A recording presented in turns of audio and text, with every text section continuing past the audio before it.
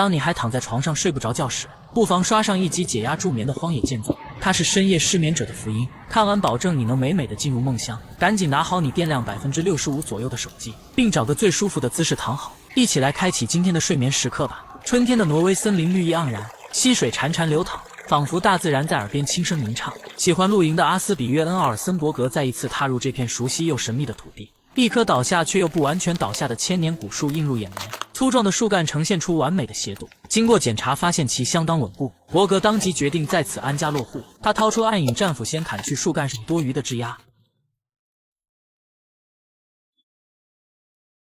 清理乾淨之後，就得到了一片平坦開闊的空地。由於森林裡有許多倒下的樹軒，他決定收集起來，在大樹下搭建一座結實可靠的木屋。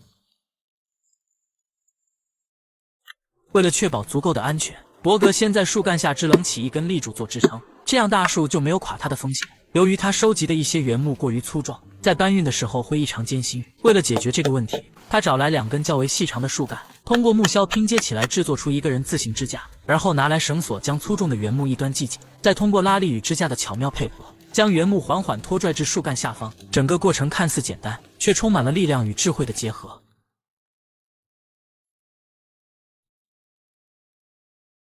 很快他就收集到了足夠多的木材。由於樹幹表面都是褐色的氧化层，为了使搭建的木屋更加美觀，還需要拿來刮刀對原木進行細緻的美白服務。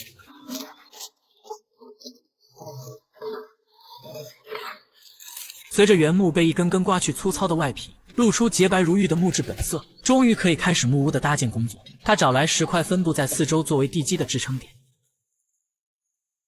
為了確保地基的穩固，首先在原木上鑿出相應的凹槽。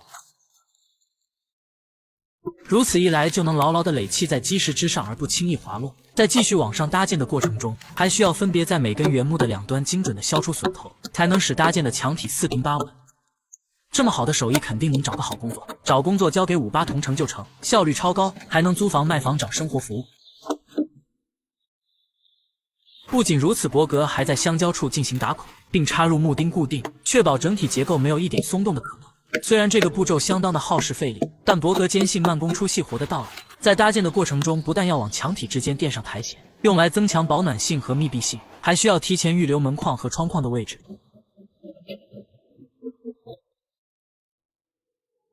隨着時間的推移，木屋的框架逐漸成型，宛如一件精雕細琢的藝術品。倒下的大樹作為天然的屋頂，因此在搭建山牆時只需切割出合適的形狀，便可嚴絲合縫地與樹幹貼合。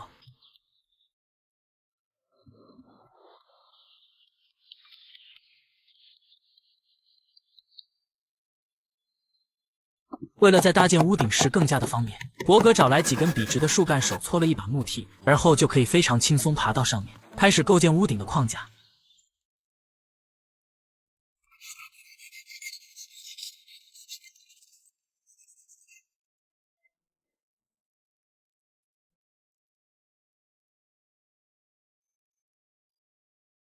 有了足夠牢固的框架做支撐，就可以拿來原木整齊地鋪設上去。另外一面的屋頂也是如法炮製。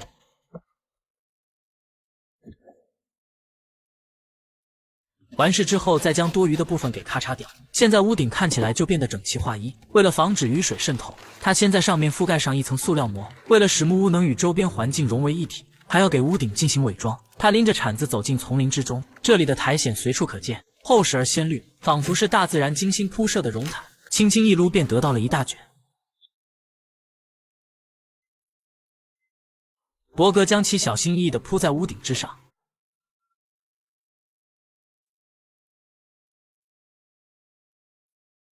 現在整個木屋看起來就與周圍的森林渾然一體。隨着屋頂的完成，伯格繼續拿來木樁密封底座的縫隙，畢竟住在野外，安全與舒適同樣重要。山裡的天氣就像個愛哭的孩子，動不動就要給你來上2下子。一場小雨稀里嘩啦的就開始了。伯格趕緊把行囊轉移到室內，而後套上雨衣，坐在門前，靜靜地聽着雨滴打在樹葉上的聲音。雨絲細細密密地灑落，天地間仿佛被一層輕紗籠罩。隨着雨水漸漸停歇，空氣中彌漫着泥土與樹葉混合的清新氣息。此時天色也逐漸暗淡下來，伯格趕忙拿來木樁先搭建出門框。而後利用木銷將原木拼接起来，制作出一個簡陋但結實的門板，再通過荷葉給固定在門框上，就這安全感妥妥的5顆星。最後再用塑料膜對窗戶進行密封，這個木屋就基本搭建完成了。趁着天還沒完全黑下來，伯格繼續拿來原木2頭削尖之後嵌入牆體，制作出一張簡易的木床。夜幕緩緩降臨，木屋內透出微弱的光線。伯格喝了一杯熱咖啡之後，忙碌且充實的一天就這樣悄然落幕。